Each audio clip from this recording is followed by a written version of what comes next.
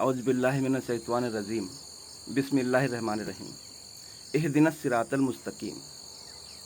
सूरह फातिहा की इस आयत को हर नमाज में, हर रकात में हम पढ़ते हैं कि ऐ अल्लाह हमें सीधे रास्ते पर चला। आखिर वो सीधा रास्ता है क्या? सीधा रास्ता कहते किसे हैं? राह हक, सीधा रास्ता, ये सब सुनते हैं, कहीं दिखता तो है नहीं, तो सीधे रास्ता और राह हक है क्या? इसके बारे में अगर हम बिल्कुल यानी सादा लफ्ज़ों में जानने की कोशिश करें तो सीधा रास्ता और राह हक पुल सिरात पर चलने की प्रैक्टिस है।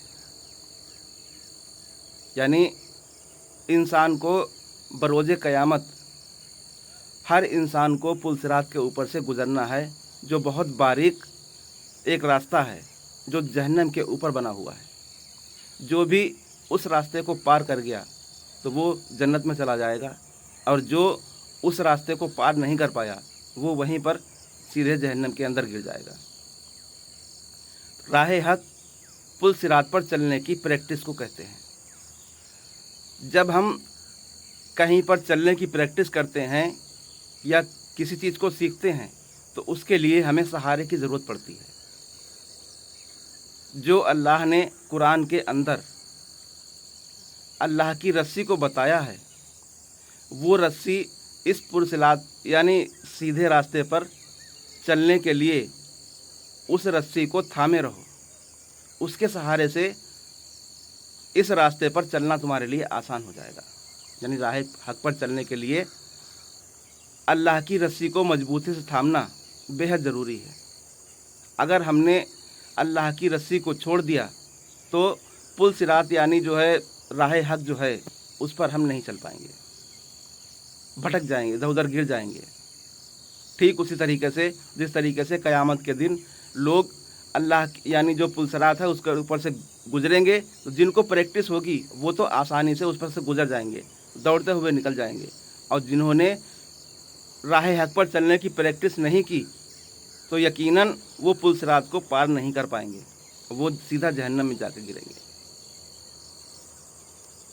अल्लाह कुरान में कहता है व आतसिमू बिहब्लिल्लाहि जमीअन वला तफर्रकू, कि तुम सब मिलकर अल्लाह की रस्सी को मजबूती से थाम लो और फिरकों में ना बंटो।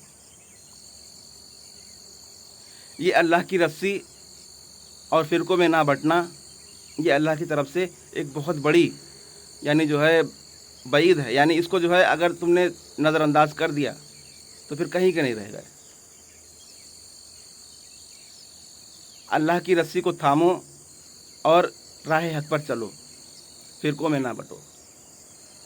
कुरान इसकी ताकीद करता यानी बहुत ज़्यादा जो है इस पर जोर देता है कि तुम इन कामों को ना छोड़ो, अल्लाह की रस्सी को ना छोड़ो, राह हक को ना छोड़ो, सीधे रास्ते पर चलो,